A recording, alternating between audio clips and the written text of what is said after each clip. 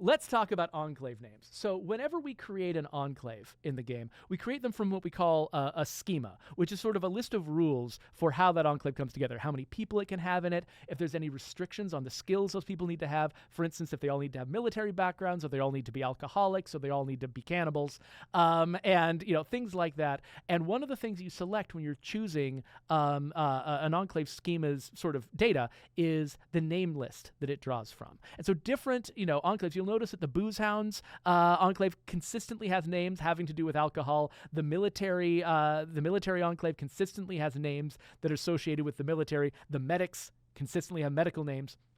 And so I figured that maybe we could just pop open the weird enclave names, which is just, these are the names we only use for the strangest characters that you encounter out in the world. We don't use these names very often, and some of them are just absolutely horrifying. But because they're so rare, nobody cares. So we put some of our worst ideas on this list. And I actually did a video on my own channel where I just read all of them out and had fun with that.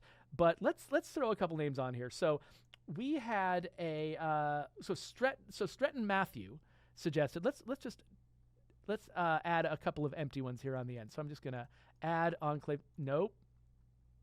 Okay, each time I do this, it's going to scroll down. I'm not going to be happy about that.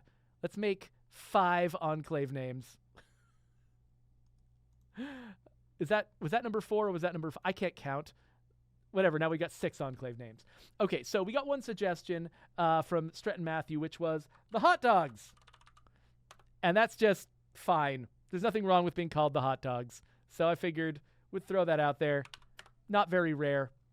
All of these guys have names, have weights that are less than 100 because they're all silly. Daniel Felt suggested the Loots of Us. So I guess it's people who just have a lot of loot for you. I don't know. That one's really weird. So I might make that like a 5. Shrimpology suggested we could have a group called the Theater Kids. So yeah, I'll go with that. I'm spelling it the American way. But yeah, the Theater Kids, that one could be kind of common. That was like, a 10 or maybe a 30. You imagine the Theater Kids would stick together. Now, we probably could make a special enclave schema that is just Theater Kids, people who have acting or something in their backgrounds. But I don't think we'd have to make a whole mission about that. We're not doing all of that on this stream. No way.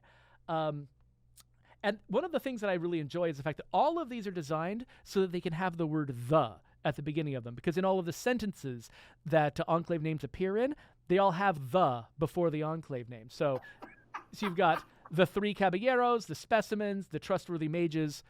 Most of these have the word "the," but I really like to kind of mess with that a little bit and not just have it be the some plural noun, which is most of them. And so there's a couple that made suggestions like that. Alan Shetter made the suggestion of the family Robinson, which we could totally do. It's out of copyright, right? So we can use that reference. Headlock1237 suggested the Hero Society. Why not? Maybe some people call themselves that. Geoffrey? Yes. What are you laughing at? I have to jump in here because Ginger Puka, who is a redhead, said the soulless and make them all redheads. That's great. I mean, we can definitely make the soulless. We're not going to be able to make that we can't control people's hair color. That is not a parameter that I've been given. But no, that's great. And then we had another couple of suggestions that Matthew Taylor suggested the Bush people. And part of me is like, I don't know what that's a reference to, but it feels like there's probably there's so many things that Bush people can mean. It can mean people who just love the band Bush from the 90s. It could be people who love the presidents Bush from different decades. It could be people who are from a place called the Bush. And because it's so undefined, I was a little bit nervous about throwing that into the game just because I don't know what people could take it as. And then there was a few suggestions that actually were in Spanish, which, I'm just very cautious about that. I know we've had, I had one viewer on my personal channel who had a name in Spanish where the moment that one of my mods, La Coalición, saw it, he speaks Spanish natively. He saw it. He was like, never say this man's name out loud because it's horribly offensive in Spanish. And so because I don't speak Spanish, I was not going to take any of the Spanish language suggestions for fear that it means something in some kind of slang in some Spanish-speaking country that I don't get, and I'm going to put something horrific into the game. So you have to be very careful about this stuff and vet it by people, because it's very easy to just accidentally stumble into something in a well-meaning way that that comes across horribly.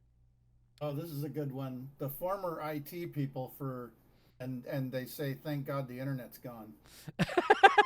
That's true. So unfortunately, I can't tie explanations to these the way that I can with traits. Traits always come with an explanation. But enclaves, they have descriptions, but the descriptions are determined by missions and have nothing to do with their names. It's all very freewheeling and haphazard. And so that would be great. I would love to be able to do that. Similarly, if I could say that the Soulless, we were all originally redheads, something like that, maybe something like that could come across, but we just don't have that in the data.